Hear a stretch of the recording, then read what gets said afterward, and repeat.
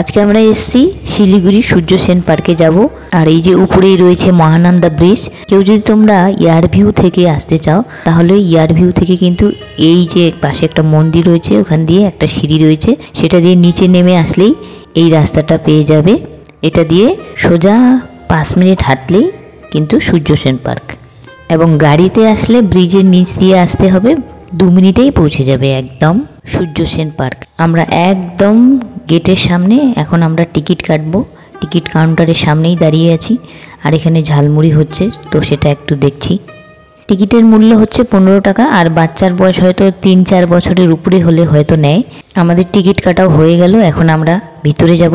ভিতরে ঢুকেই আমরা যেটা দেখতে পেলাম, ডান দিকে এখানে একটা টয় ট্রেন রয়েছে। ট্রেনটি এখন প্রথমা স্টেশনে দাঁড়িয়ে রয়েছে। যেমন এনজেপি স্টেশন, হাওড়া স্টেশন, তো এই স্টেশনের নাম হচ্ছে প্রথমা স্টেশন। আর পার্কে ঢোকার জন্য এই একটা গেট রয়েছে আর ডান পাশে একটা গেট রয়েছে, দুটো রয়েছে। তো আমরা এই গেটটা দিয়ে এখন ঢুকবো। আর এখানে দেখো কি সুন্দর গাছগুলো ডিজাইন করে কাটিং করে সুন্দর করে রেখেছে। এই পার্কটা খোলার সময় হলো দুপুর 1টা থেকে সন্ধ্যে 7টা, কিন্তু আমরা এসেছি প্রায় 2টোর দিকে। এখনও অনেক রোদ, লোকজন খুব বেশি আসেনি। আর একটু আগেই কিন্তু বৃষ্টি হয়ে গেল, হালকা বৃষ্টিও পড়লো। সেই কারণে কিন্তু আকাশটা অনেকটা ঝলমলে, নীল আকাশ, সাদা মেঘের ভেলা, দেখে মনে হচ্ছে দুধের মতো সাদা।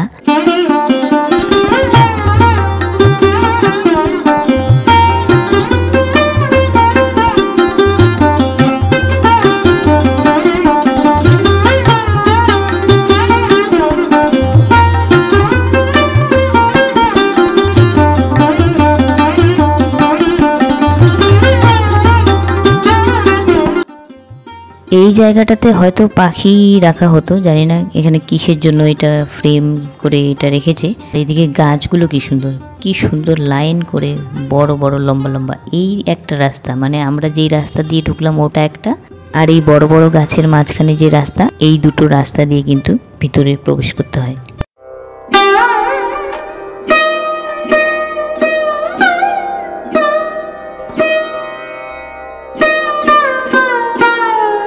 ডাইনোসর, এখানে রয়েছে ডাইনোসর। যে ডাইনোসরটার কাটিং করেছে তার কিন্তু ট্যালেন্ট আছে বলতে হবে। অনেকের কাছে হতে পারে এটা সামান্য ব্যাপার, কিন্তু আমার কাছে এটার গুরুত্ব অনেক। কত সুন্দর করে একদম হুবহু ডাইনোসরের মতো ডিজাইন করেছে। এটা তো একটা হাতের কাজ, কত সুন্দর কাজ করেছে, তাই না? এই পার্কে কিন্তু বেশিরভাগ মানে অধিকাংশই হচ্ছে কাপল। মানুষজন একটু আসে, এখানে বসে আড্ডা দেয়, গল্প করে, প্রেমের আলাপ করে। আরও অনেক কিছুই রয়েছে। অনেকে বার্থডে সেলিব্রেট করে, অনেকে আবার বান্ধবী ঘুরতে এসছে, অনেকে বন্ধু ঘুরতে এসছে। আর এই জায়গাটাতে ভিডিও শ্যুট হচ্ছে। হ্যাঁ, অনেকে কিন্তু রিল বানাচ্ছে। বহু মানুষকে এখানে দেখলাম সবাই রিল বানাচ্ছে।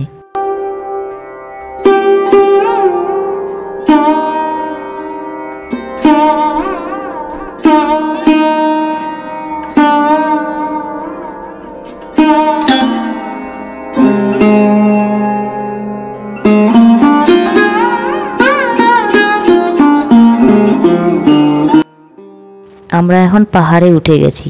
এখানে একটা ছোট্ট ঢিবির মতো রয়েছে, যেখানে উঠলে কিন্তু নিচের ভিউটা দেখা যায় এইরকম।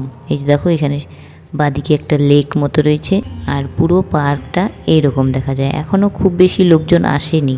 আর আমরা পার্কে ঢুকেই আমরা ভাবলাম যে একটু রাউন্ড দিয়ে নিই আগে।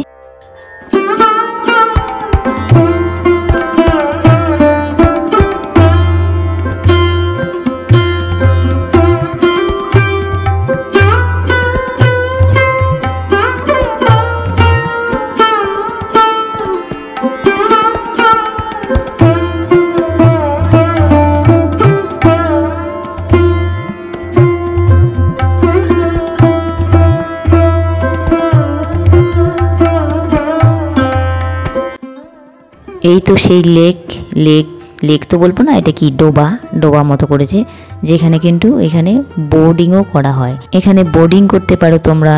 এখানে তোমরা ট্রেনে বসতে পারো, টয় ট্রেনে।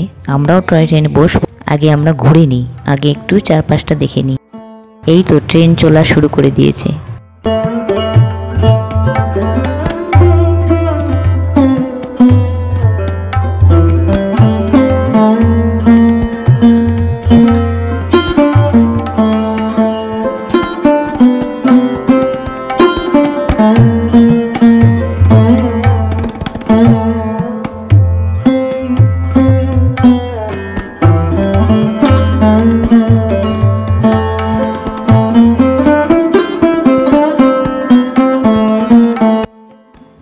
আচ্ছা, ট্রেনের নামও রয়েছে দুরান্তিকা ট্রেন। তাহলে আমরাও এবার দুরান্তিকাতে বসবো, বসে পুরো পার্কটা ঘুরবো। এখন ভাবছি কোন দিক দিয়ে স্টেশনে ঢুকবো, মানে স্টেশন যাওয়ার রাস্তাটা কোথায়। ট্রেনটা তো খুঁজে পেলাম, রাস্তাটা তো খুঁজে পাচ্ছি না। দেখি কোথায় রয়েছে। এই ট্রেনটাতে বসতে হলে বড়দের জন্য 30 টাকা আর বাচ্চাদের জন্য 20 টাকা। ট্রেনটা যেখান থেকে ছাড়বে সেখানেই আবার নিয়ে আসবে। পুরো এই রাউন্ডটা জন্য 30 টাকা। পার্কে কিন্তু বাচ্চাদের জন্য অনেক কিছু খেলনা রয়েছে, মানে খেলাধুলা করার অনেক কিছু রয়েছে। কিন্তু সমস্যা হচ্ছে যে যেহেতু আজকে একটু বৃষ্টি হয়েছে, সেই জন্য আরও দেখা যাচ্ছে জায়গায় জায়গায় কিন্তু জল জমে রয়েছে। যেখানে যেখানে বাচ্চাগুলো খেলবে সেই জায়গাগুলোতে অনেক বড় গর্ত, অনেক জল কাদা জমে আছে। তারপর বেশিরভাগ স্লাইডগুলো, দোলনাগুলো ভেঙে গেছে, ফুটো হয়ে গেছে, ভাঙাচোরা হয়ে একদম পড়ে রয়েছে। এইসব যদি পার্কের কর্তৃপক্ষ একটু ধ্যান দেয়, একটু খেয়াল করে, তাহলে কিন্তু খুব ভালো হয়। কারণ সেই গর্তগুলোতে যদি একটু মাটি টাটি দিয়ে বন্ধ করে দেওয়া হয়, আর যে ভাঙাচোরা জিনিসগুলো আছে সেগুলো যদি একটু মেরামত করা হয়, তাহলে কিন্তু এখানে এসে বাচ্চারা অনেক মজা করতে পারবে, অনেক খেলতে পারবে, সময় কাটাতে পারবে। তাছাড়া এমনি কিন্তু পার্কটা ভীষণই সুন্দর, অনেক বড়, খোলামেলা, বসার জায়গা প্রচুর রয়েছে। কাপালদের জন্য তো ভীষণই ভালো। এমনিও যারা এখানে একটু এসে বসতে চায়, সময় কাটাতে চায়, তাদের জন্য কিন্তু খুবই ভালো। আমরা অনেকটা ঘোরার পর এখন এই যে এখানে একটা গেট রয়েছে, পার্কের একটা গেট বলতে হয়তো এটা পুরনো গেট, এটা এখন বন্ধ রয়েছে। কিন্তু গেটের বাইরে থেকে লোকজন খাবার দাবার বিক্রি করছে, সেই জন্য আমরা ওইখান থেকে একটু নিয়ে নিলাম, নিয়ে একটু বসবো কোথাও, বসে একটু আরাম করে খাবো, খেয়ে আবার ঘুরবো।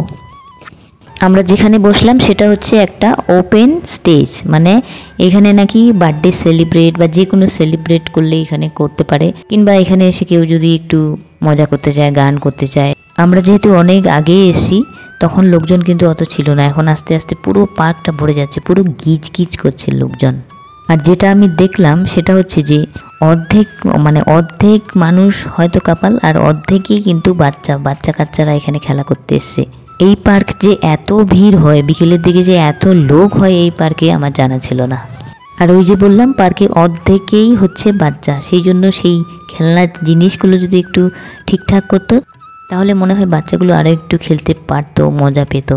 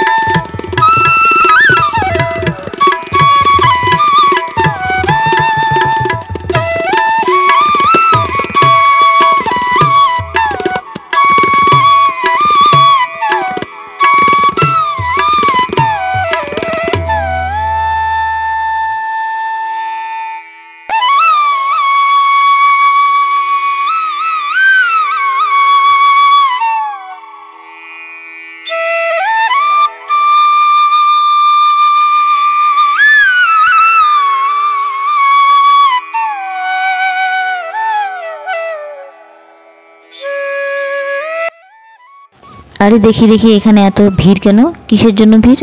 ও, এখানে একটা স্পাইডারম্যান নেমে এসেছে।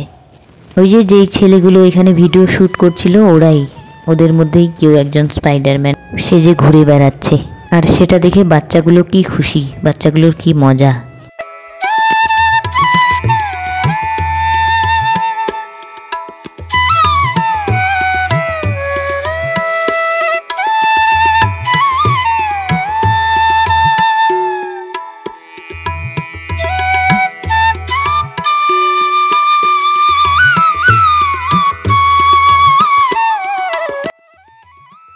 এই যে ব্রিজের নিচে নদীর পাশে, এখানে বিকেলের পরিবেশটা একদমই অন্যরকম। এখানে লোকজন মাছ ধরছে, অনেকে এমনি বসে গল্প করছে।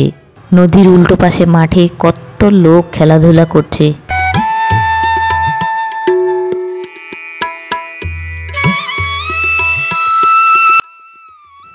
সূর্য সেন পার্কে আজকে আমাদের টয় ট্রেনের জার্নিটা এইখান থেকে শুরু হয়েছে। এই যে ট্রেনটা এরকম, ফ্যানও রয়েছে ভিতরে।